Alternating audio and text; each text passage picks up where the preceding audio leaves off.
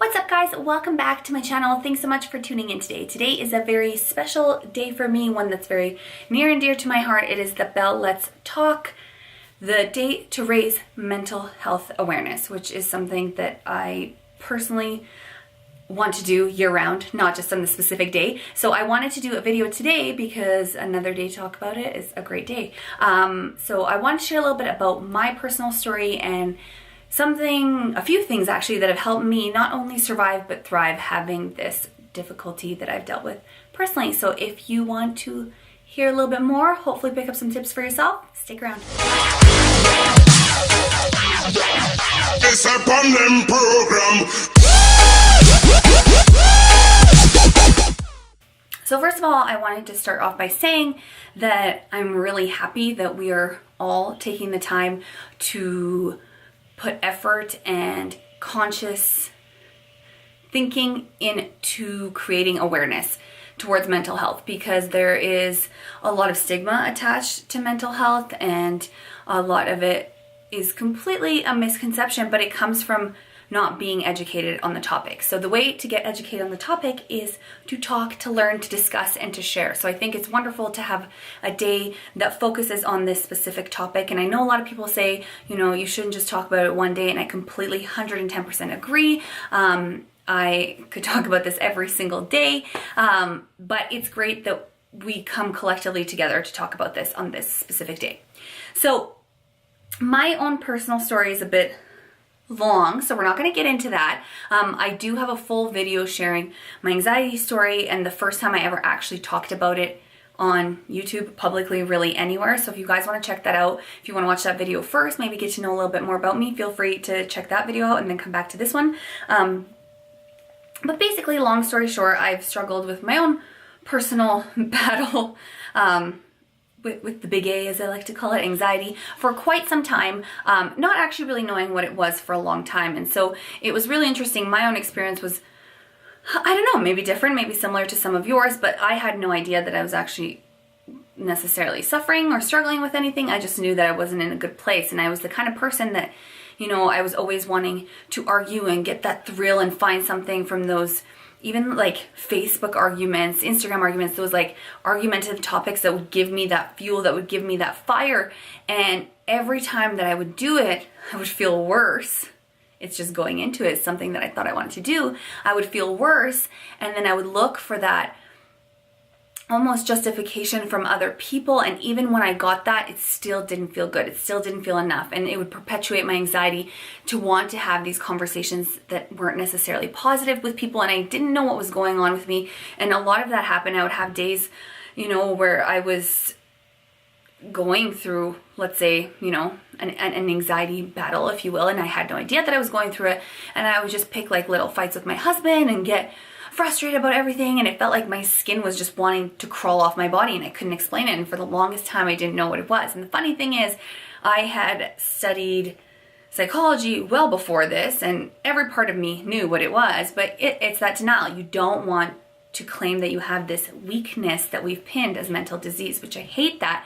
And that's why I think it's so important to talk about it, because it's not a weakness, it's just a part of who you are. It's the same part of having, a personality that's extroverted or introverted. It's the same thing as having things that make you, more prone to get along with a certain type of person versus another type of person. It is a part of who you are, but the number one thing I want to articulate is that it does not define who you are. So I think that's something that a lot of people struggle with, and that I personally struggle with. Why I didn't want to share my journey is because I didn't want it to define me. I didn't want people, listening to my YouTube videos or watching my Instagram or whatever, wherever you're following me, thinking, oh, this girl, she's so anxious. She doesn't have her head on her shoulders. How is she going to be my coach? Why should I listen to her? And I realized how horrible it was that I thought that people would think that about me. How can I say that and then go ahead and tell people, that mental health is something normal to be talked about and that it doesn't define you? And I think that was like a big wake-up call for me when I finally decided that I was personally strong enough to share that, and it changed nothing. If anything, it made me feel more empowered that I could share this message with people and I could actually relate to people that I was experiencing something that some of you might be experiencing right now in this moment. So I'm going to go ahead and dive into a few things that have significantly helped me just live my life and thrive in my life, because for a long time I was in a very deep, dark hole and I didn't know how to find my way out of it, and everything that I was doing was heightening my anxiety and I was not helping myself by any means. And these are a few things that I started practicing that significantly saved me. I don't know how else to say that, but they genuinely did. Not only am I able to survive in my life, I'm able to thrive and be in a relationship that is compassionate and loving and be nurturing to my clients still, and have friendships that are great and relationships with my families, and have a business that I love and can physically and mentally do because I've practiced these things that have really helped me. Now, this is not going to apply to everybody, and this might apply to even if you don't have anxiety. You might find it helpful, but I just want to know that this is my own experience and something that worked for me, and hopefully even at least one of them works for you guys. So the first thing that I did was stop feeding my anxiety. And this is something that I say to my clients all the time. There's a really fine line between addressing the fact that you have anxiety, that you have any sort of mental disease, I hate that word, you guys know that, and then feeding it. And for me, what feeding it means is that I was feeding into it. I would start to feel a little anxious. It wasn't at the point of a panic attack or full blown. I would start to feel it coming on, and instead of having that realization that yes, this is happening and it's a part of who I am, I would sit there and perpetuate it and think, okay, why is this happening? What's going on with me? What was different today? Why am I feeling anxious? Oh, I'm starting to feel anxious. Oh, I'm going to get in a fight with my husband. And it would go on and on and on and on. And I would feed my anxiety with my anxiety, and it would grow and grow and grow until it became this monster. And so I realized that I was doing that. And the best thing that I did was let go and say, you have anxiety. You know that you have it. You know that this is something you deal with. So when I started to have those feelings come on, I said to myself, okay, you're going to have an anxious day. You're having a bad, maybe coming on of a panic attack. You are anxious. This is what's happening. Be understanding and let it go. If you have a bad day, if you're fighting with your husband because of it, let him know. I'm anxious. Let your friends know, let your family, whoever it is that you might be affecting, let them know. I'm very sorry, I need to remove myself from the situation, or I need somebody to talk to, or whatever it may be, and let it go. Allow yourself to be anxious. And I know that sounds silly because we're trying to avoid this feeling, but sometimes just saying it's okay. It's okay to not be okay. It's okay to be anxious. It just gives you that breath of fresh air, being like, okay, I can't control this situation. And anxiety is all about control. And knowing that it's fine to not be able to control it gives you that breath of fresh air, that ability to move on, to at least let it ride its course and move on rather than feeding into it and building it even deeper and bigger than it is. The second thing that I did was, it was a very difficult move. I stopped spending time with people who wore their anxiety on their sleeve. And I know that sounds a little bit harsh and it can sound, a little bit selfish, and it is. It's absolutely selfish. It was something that I needed to do to take care of myself. And I will always say this, that you need to fill your cup first. I learned this from personal experience, way too much personal experience here. And I realized that I couldn't give anything of myself if I was so drained, if everybody was pulling from me and there was nothing left. I wasn't useful to myself, to my family, to anybody around me, nor was I useful to my clients or these people who needed me who may have anxiety.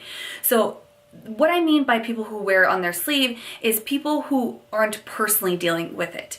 So if you're somebody who's really working on your mental health and you're seeking assistance anywhere you can, and you have your own coping mechanisms that you're taking to better your life, and you're surrounding yourself with somebody who's dealing with the demons of anxiety still, and they're wearing it on their sleeve and they're constantly talking about it and they're bringing it up, and it's in a very negative, perpetuating way, not a healing type of way, then it might be time to remove yourself from that type of person. That type of person also needs to get help themselves. And of course, you can reach out, you can refer, but you can't be the person to heal that person.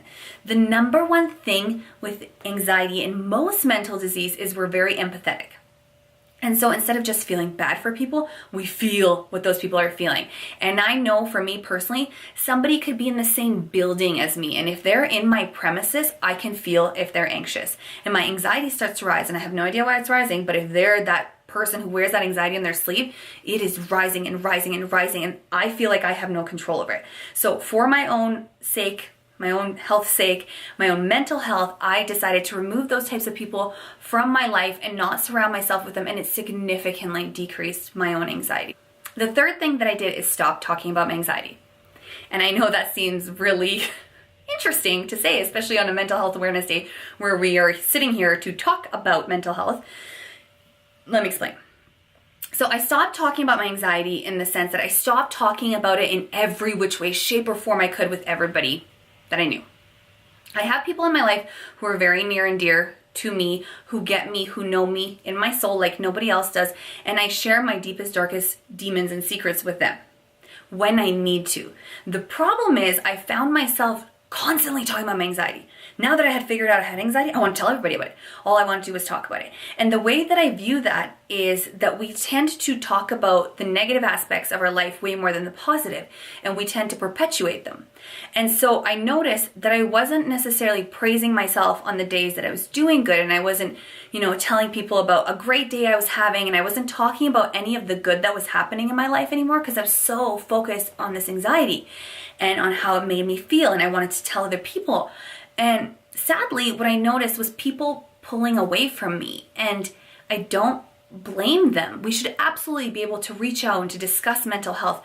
But if we're constantly getting wrapped up in that cycle where we are that person that nobody can get a word in, they can't, you can't light up somebody's day, which we want to be able to do because we're constantly talking about something that we're struggling with, we tend to become dark. The people around us tend to become dark or pull away, and we're losing that support system. So I think it's really important, and I hate when people say just be positive. That's not what I'm saying at all. Mental health is real. Anxiety is a real disease. What I'm saying is embrace the good days too.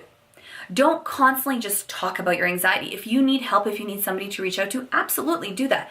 But embrace the days that are good. Spend time with people when you have good days. Share that good energy that you have to offer. Lift other people up. Be a support system for somebody else too. Don't just seek and suck the life out of the people around you because you're going to lose them. So it's really important to find that healthy balance between talking about our mental health and knowing when to stop talking about it and enjoy who we are and live the life that we're allowed to live outside of it, not being defined by it. The fourth thing that I started doing was writing it down. I've always been somebody who's journaled and shared my little, first the start of the diary where I talked about my experiences that were happening in my childhood life and so on. And then I started blogging and I really enjoyed writing, but I never really talked about real deep struggles. And I never really sat down when I was actually anxious and wrote things down.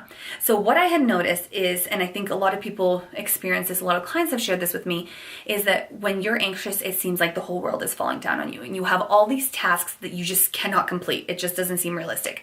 So I started writing things down when the anxiety started building. So if I felt like I had 10,000 things to do, or if I felt like something was really like deepening me, darkening me, I started to write out what those things were and write out what I had to do. And the moment that it hit that paper and I got to look at it from that perspective, it took the stress away. It was like, okay, this is reasonable. This isn't as bad as your brain is making it out to be. Now that I'm looking at it from a different perspective, from the outside perspective, rather than what's happening in my head, it was almost like, this is feasible. It's not as dramatic as I'm trying to make it to be. It's not as bad as I think it is. It's actually something that I can conquer. So practicing that and taking the time, I know it feels like the world is crumbling and you don't want to sit down and write. That's the last thing you want to do. But actually doing that can significantly calm down that feeling of I have the weight on my shoulders and I can't get any of it done.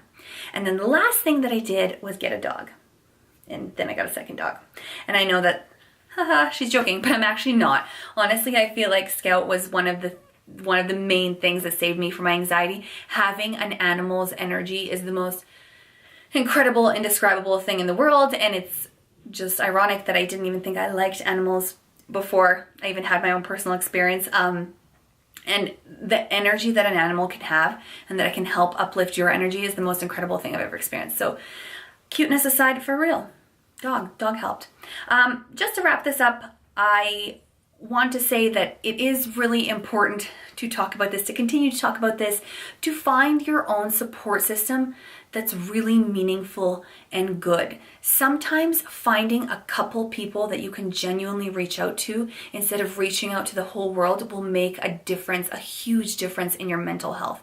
I find that a lot of the time we might reach out through social media, or we might post on Facebook, I'm having the worst day, feels like the sky is falling, blah, blah, blah, blah. And then all these people who don't really know you comment, and you feel nothing from it because you don't really know these people, and this isn't a real interaction. It's just, somebody feels bad because you posted on there and they're like, I probably should write something, so then they do.